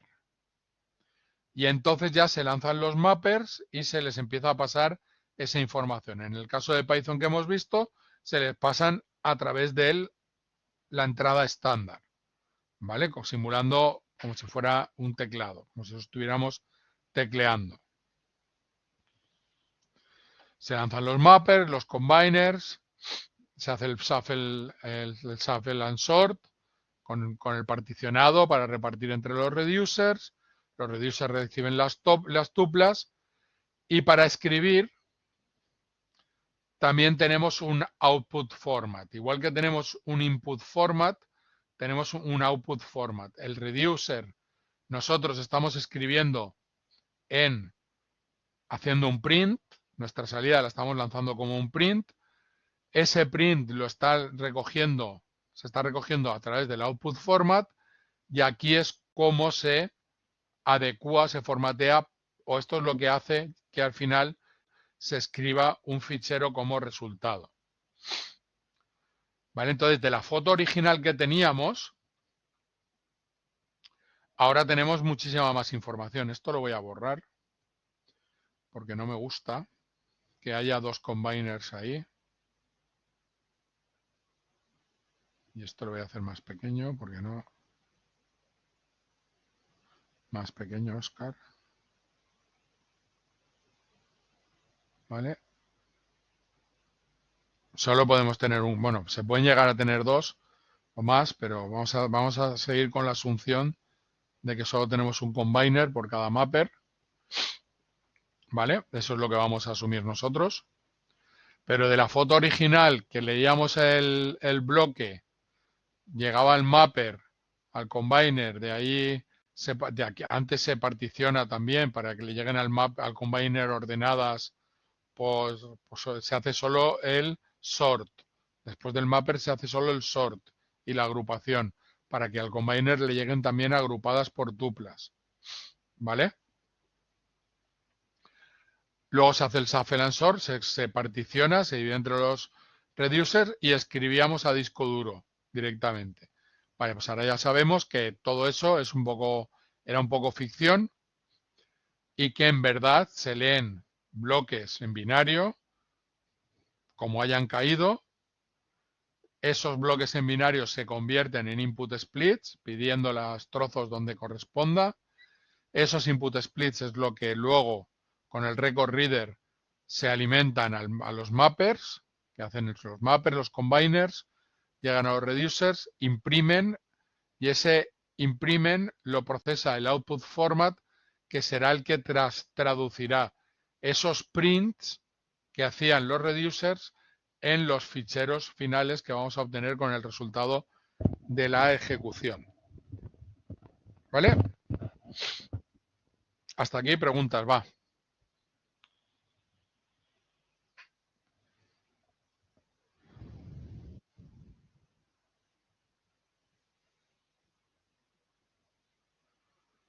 ¿Todo bien?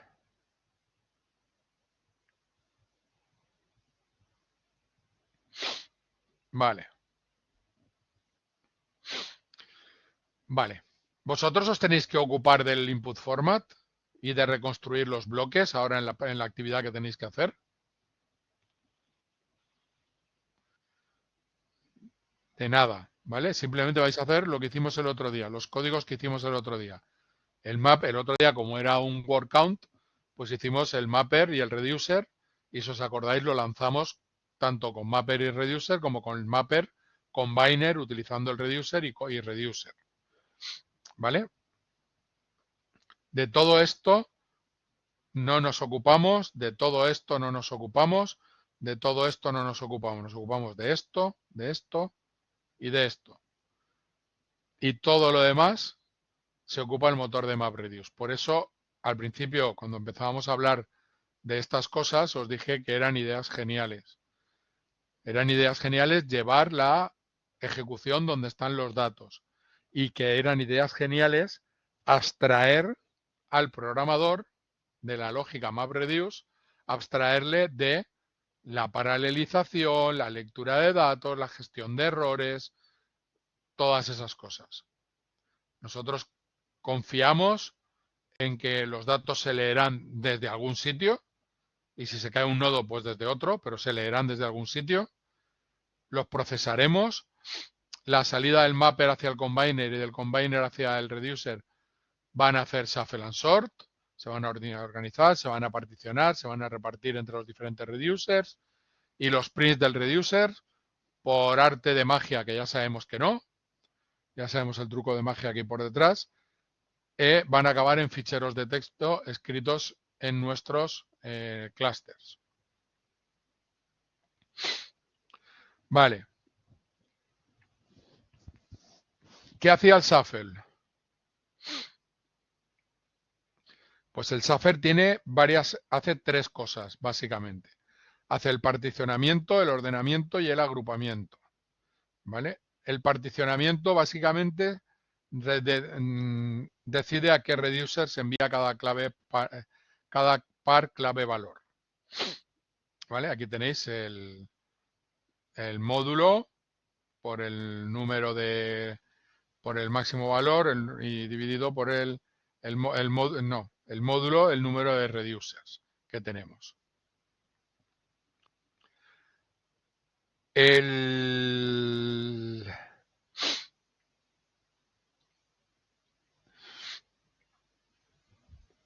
particionador se le pueden poner, en Java podemos programarlo para obtener otro tipo de particionado. El que viene por defecto, el que utiliza el módulo, ya os he dicho que funciona bastante bien y balancea bastante bien. Luego teníamos la parte de sort. La parte de sort, ¿qué hace? Ordena los pares clave-valor en base a la clave. ¿Para qué? Para que todas las todas las tuplas que comparten clave se pasen todas juntas. Y no importa en el orden en el que estén guardadas en el bloque, ni en el orden en el que se lean, ni en el orden en el que las emita el mapper. ¿Vale? Esta parte es la que las ordena.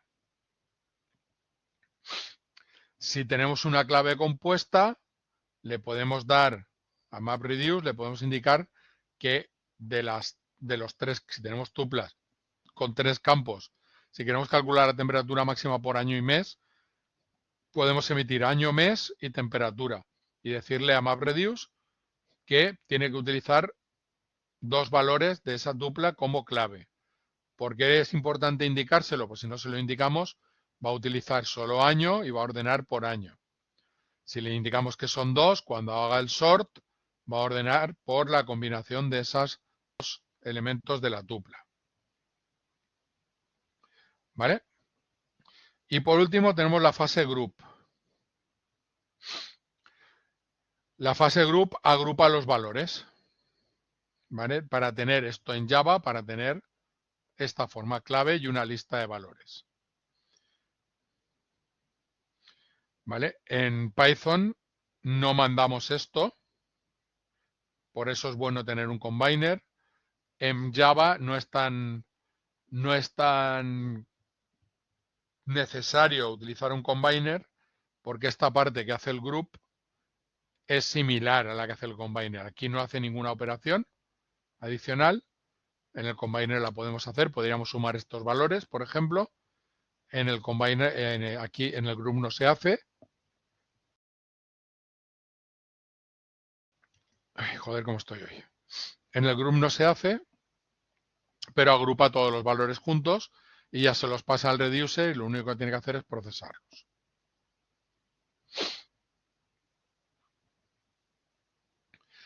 Vale, de la misma manera que podíamos personalizar el input format, pues hay diferentes output formats que podemos utilizar, incluso personalizarlo. Generalmente se genera texto, ¿vale? Generalmente. Pero se pueden utilizar otros tipos, ¿vale? Podemos generar salidas tipadas como entero, como float, como long, como nulls. Esto tienen tipos. ¿Vale? Y podemos tratarlos como otros tipos, pero esto solo con Java. ¿Por qué? Porque nosotros en Python, ¿cómo estamos enviando las cosas al output, cómo estamos enviando las cosas en Python al output format?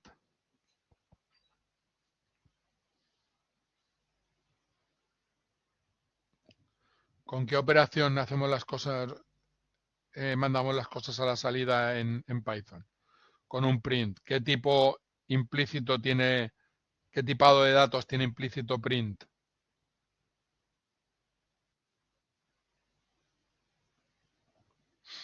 String. ¿Vale? Entonces no podemos utilizar estos tipados en Python, solo los podemos utilizar en Java. Es por la forma en que MapReduce en Hadoop gestiona el MapReduce en Python.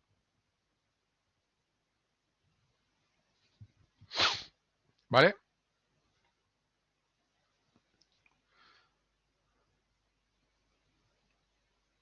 Vale, pues esta es la forma en la que nosotros generamos la salida.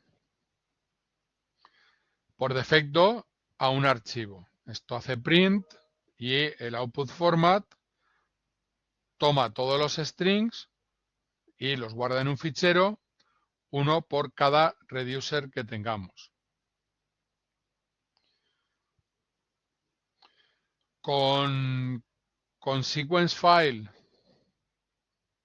este es el text output format, el que por defecto utilizamos. Con sequence file output format podríamos llegar a especificar tipados, pero luego al leerlo ya lo tenemos. No hay que hacer un cast, pero de nuevo no sería... Bueno, lo podríamos intentar con Python, pero es más apropiado para Java. O podríamos incluso especificar algún output format de bases de datos para hacer cargas en bases de datos o cosas así, ¿vale?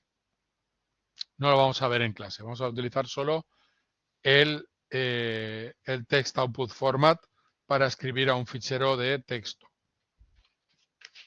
Entonces, ya por ir concluyendo con Hadoop y con MapReduce y demás, internamente los datos se almacenan en bloques, se acondicionan en input splits, se asigna un mapper a cada input split, ¿vale? Y cada mapper ejecuta tantas aplicaciones, la función map la aplica tantas veces como datos tengamos, en este caso como líneas tengamos. ¿De acuerdo? Esto lo haría en Java, que se puede definir algunas rutinas de cleanup. Nosotros en Python las tenemos que implementar en el mapper, que es lo que hicimos el otro día pasando a lower y haciendo el replace de caracteres. ¿De acuerdo?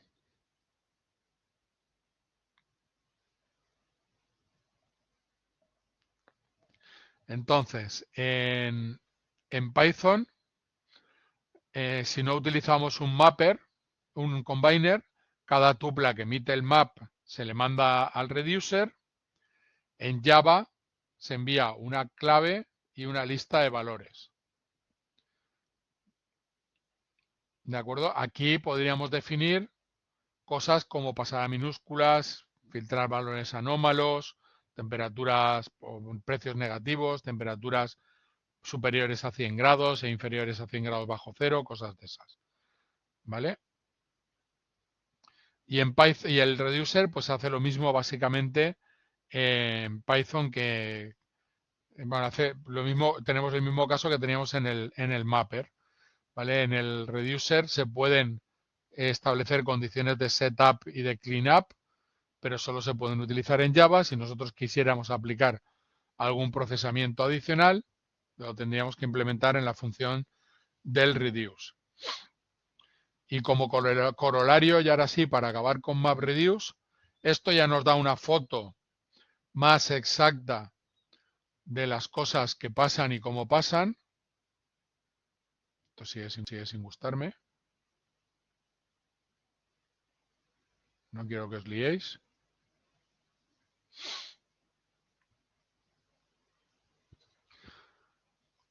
Se lanza una función, se lanza un trabajo MapReduce con una función map y una función reduce programadas por nosotros. Aquí tenemos nuestros datos. Se localizan los bloques donde están estos datos, los nodos. Se lanzan allí se leen los bloques, se generan los input splits en función del input format que estemos utilizando. En nuestro caso, text input format, se generan los input splits, se lanzan los mappers, el combiner, se hace shuffle and sort con el partitioner y el sort. En Python no se hace el group. Llegan los datos al reducer. Cuando se van generando resultados mediante el output format, que nosotros vamos a utilizar text output format, y se generan los resultados que se graban en el clúster. ¿Vale? Venga, pues pregunta, si no empezamos empezamos ya con Spark, que estoy cargando ya los datos.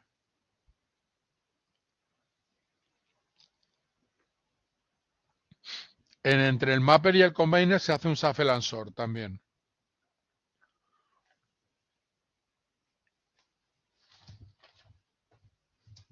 De forma que se hace un sort, básicamente. Llegan los resultados agrupados por tuplas, por las claves de las tuplas.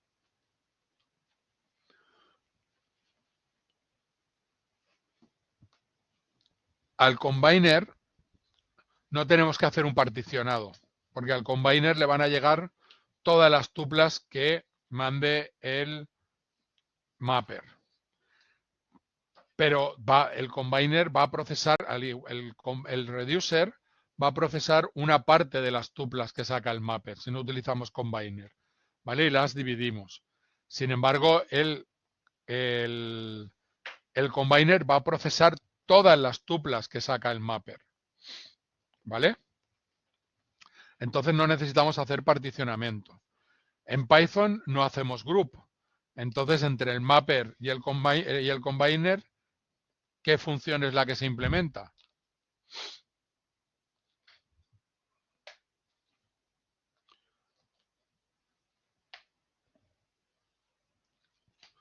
Entre el mapper y el combiner solo se hace el sort, para que al combiner le lleguen las tuplas ordenadas por clave. ¿Vale? Y no tiene un nombre especial. ¿Quién? No entiendo la pregunta, David.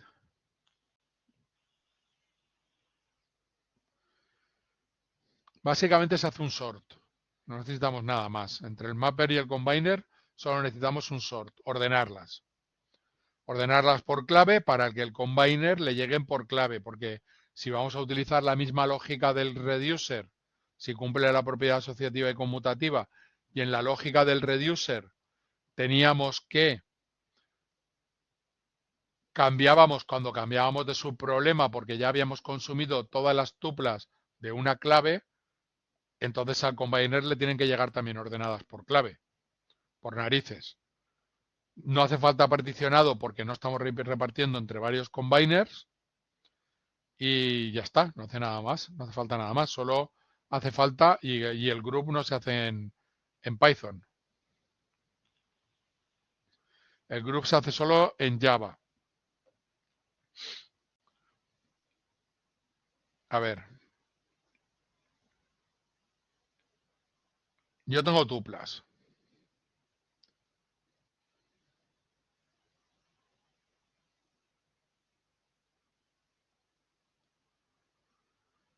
Ah, vale, bueno, está claro, claro. Sí, no hay una separación porque quiero que quede claro que se ejecuta en el mismo nodo. ¿Vale?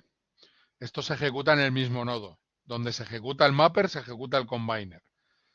Si no se ejecutara en el mismo nodo no tendría mucho sentido porque sería un segundo reducer intermedio y para eso ya tenemos el segundo reducer, o sea, el reducer original. Esto tiene sentido y aporta productividad o rendimiento cuando se ejecuta en el mismo nodo. Este saca todas las tuplas, se ordenan por clave, las procesa y en vez de emitir tantas tuplas como emite una tupla por cada clave. Entonces a este reducer, ¿qué le llegarán? De la palabra la, le pueden llegar 3 tuplas como mucho. Tendrá que sumar 3 tuplas, porque todo esto estaba en 3 bloques, se ha transformado en 3 input splits, se han procesado cada uno en un nodo y este combiner enviará la con todas las veces que ocurriera en este input split, la con todas las veces que ocurriera en este input split y la con todas las veces que ocurriera en este input split. Si este reducer es el que procesa la palabra la, le va a llegar 1, 2 y 3 tuplas. Con la palabra la sumará esos 3 valores y ya tenemos el resultado. ¿Ok?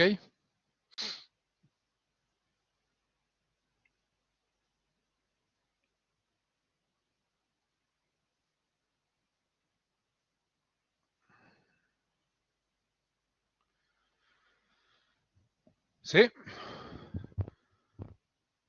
Aprovecho estos 10 minutos que nos quedan, ¿vale? 10, 12, 15 minutos que nos quedan, que hemos empezado hoy 5, hoy 6. Vamos a aprovecharlos.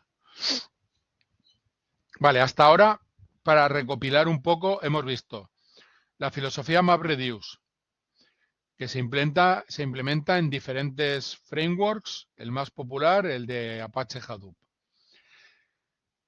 Y también hemos hablado que esta filosofía no se puede usar en cualquier caso, que se usa en escenarios concretos, donde existen muchos datos, pero el procesamiento que hay que hacer es sencillo. Y es sencillo, le podemos poner las comillas que queráis porque se puede llegar a complicar. Pero a priori, básicamente, hablando rápido, era para hacer operaciones sencillas sobre muchos datos en un entorno distribuido. ¿Vale?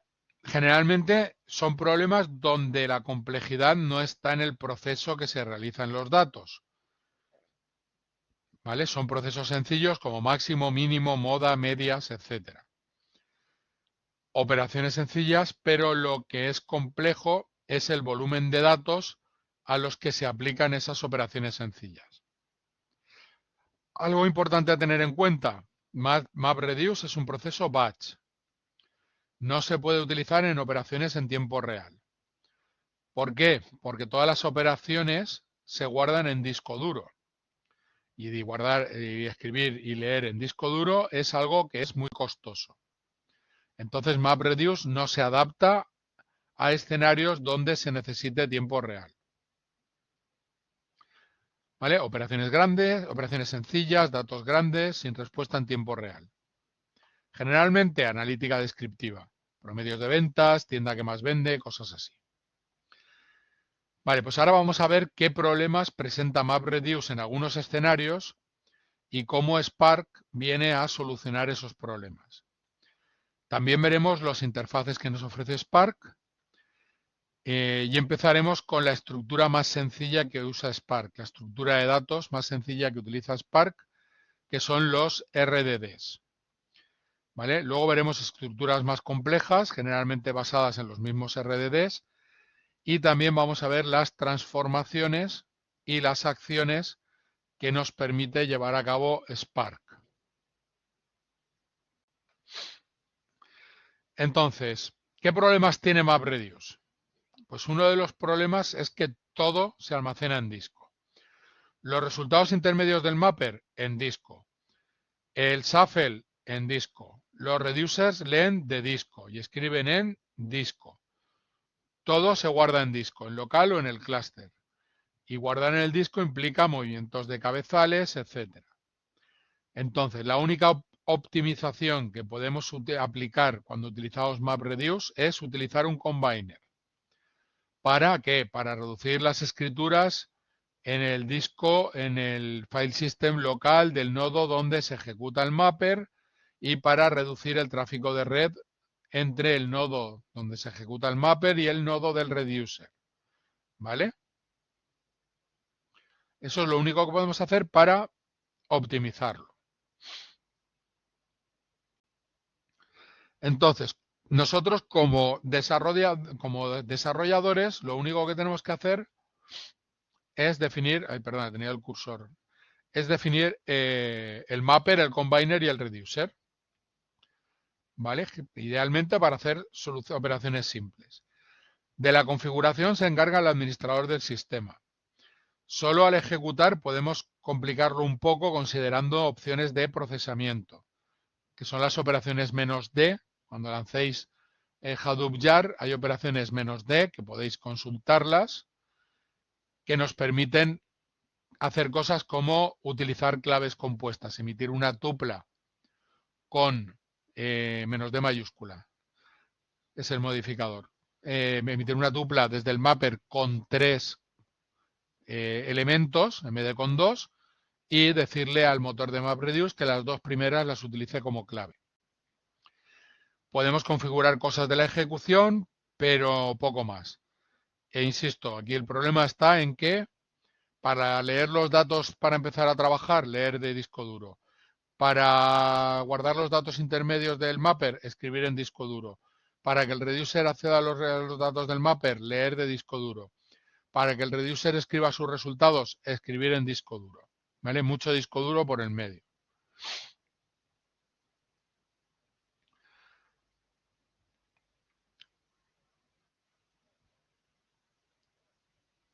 Vale. Entonces, si tuviéramos que definir las diferencias, los problemas que tiene Hadoop MapReduce, pues yo diría que es eso, que hay un uso intensivo de escritura y lectura en disco duro para cada trabajo, que no es eficiente para ejecuciones iterativas. Si hacemos un análisis de temperaturas y queremos hacer un análisis con datos nuevos, debemos procesarlo todo de nuevo, ¿vale? Es verboso, es redundante, es repetitivo, ¿vale? Verboso porque está implementado en Java y Java informa de todo. Está limitado a MapReduce, a Map, Combine y Reduce, poco más. Es difícil de optimizar porque la única función que tenemos para optimizarlo es utilizar un combiner. Y es un código de baja calidad en el sentido de que puede tardar mucho en ejecutarse. MapReduce, en definitiva, no es flexible porque está pensado para escenarios donde lo que se aplica son operaciones sencillas y que la complejidad viene dada por el volumen de datos y por el procesamiento en batch. ¿Vale? Acordaos de que la tolerancia a fallos, el balanceo de carga, todo eso lo hace el motor de MapReduce. ¿Vale? Si esto es lo que necesito, MapReduce es mi opción y es muy bueno. Si tengo otros requisitos, pues entonces tenemos que buscar otra alternativa. ¿Y qué otras alternativas podemos buscar? Pues, por ejemplo, Spark. ¿Qué ventajas presenta Spark respecto a, o qué características presenta Spark? Pues es una buena opción porque extiende el modelo de MapReduce. Vamos a mantener parte de la filosofía. Vamos a llevar el código a la ejecución del código, a la ejecución donde están los datos. Vamos a almacenar los datos, seguimos almacenando los datos en HDFS, en distribuido. Tenemos un mayor abanico de operaciones para utilizar. Ya veremos cuáles son las transformaciones y las acciones. Sí, existe un IDE, podemos utilizarlo con Python. Nosotros lo vamos a utilizar con Python. Pero antes de eso, lo más importante es que Spark realiza todo el procesamiento en memoria, no en disco. En disco lo carga al principio y lo escribe al final. Pero los datos intermedios, todo lo que va generando intermedio, todo reside en memoria. Y en memoria me refiero a RAM. Y por eso todo es más rápido. ¿Vale? También es más costoso. Los equipos son más costosos, necesitan más RAM. Recordad que si partimos de que los datos están en bloques de 128 megas, si en un nodo trabajamos con muchas particiones, tenemos que cargar todas las particiones en RAM. O sea que esos nodos con los que trabajamos en Spark tienen que estar bien cargaditos de RAM, tienen que tener mucha memoria RAM. En MapReduce necesitábamos disco duro, pero memoria no tanta, sobre todo si lo programamos bien y no lo guardamos todo en un diccionario, lo que os desaconsejé el otro día. ¿Vale? Si cada clave que procesamos emitimos un resultado, cuando hemos acabado de procesar esa clave, no, en memoria que tenemos que guardar lo que lo que ya hemos contado hasta ese momento de esa clave, poco más, necesitamos muy poquita RAM. Si tenemos que mantener todo el bloque en memoria guardándolo en un diccionario, para eso lo hacemos en Spark, que es más eficiente, porque luego ese bloque lo tendremos que escribir en disco duro otra vez. ¿Vale? No tiene sentido ocupar 128 megas de RAM de un bloque en MapReduce cuando luego encima lo vamos a tener que escribir en disco duro. ¿Vale? Por eso no es recomendable, va contra la filosofía de MapReduce hacer acumulaciones de datos en variables que se residan en memoria como un diccionario. Vale. Spark soporta Python, Java y Scala, también R, de alguna manera. En el caso de usar Java, que es con lo que se implementa MapReduce, en MapReduce podíamos hacer más cosas que si usamos Python. Por ejemplo, podíamos reprogramar el shuffle, el particionamiento, el sort, el group. Pero si usábamos Python, nos limitábamos a usar el Hadoop Streaming, leer y escribir en la entrada y la salida estándar. Pero con Spark podemos utilizar los tres lenguajes con las mismas funcionalidades. Eso es un paso adelante, sobre todo si utilizamos Python. Spark también mejora las posibilidades de optimizar la ejecución porque Spark, como iremos viendo, genera un grafo acíclico dirigido con el plan de ejecución. Entonces, cuando tenemos un grafo dirigido, podemos buscar los mejores caminos para optimizar esa ejecución del grafo. Y eso lo hace el motor de Spark. ¿Vale? También si falla una operación, si tenemos un grafo de ejecución, un plan de ejecución, sabemos que lo que se ha ejecutado anteriormente permanece en memoria, ¿vale? Y el motor de Spark puede analizar el grafo de ejecución y le permite paralelizar diferentes caminos del grafo, recuperarse, etc. Entonces, el código que vamos a hacer nosotros, al igual que en MapReduce, se enfoca a la parte del análisis. El grafo de ejecución lo calcula el motor de Spark, ¿vale? Y se encarga de las paralelizaciones, etc. El analista, vosotros, nosotros, yo, se enfoca en el análisis correcto que debe hacer en la solución del problema y no en la optimización, ni de la ejecución, ni la tolerancia a fallos, ni nada, porque todo eso corre a cargo del motor de Spark, al igual que corría a cargo del motor de MapReduce en el caso de MapReduce. ¿Vale? Lo dejamos aquí y empezamos desde aquí el próximo día, presentando los papers de Mate y Zaharia, que creo que por ella vamos bien. Vale, el próximo día es la semana que viene, el lunes es fiesta, entonces nos veremos el miércoles, tal día como hoy, pero dentro de 8 días. ¿Vale? De hoy en 8 días, que dicen en mi pueblo. Pues nada, esta de puente, los que tengáis puente, pues podéis aprovechar para ir haciendo la práctica, la actividad de MapReduce. Sería una buena idea. ¿Vale? Para ver si la podéis entregar pronto. Venga, hasta la semana que viene a todas y a todos. Muchas gracias. Hasta luego.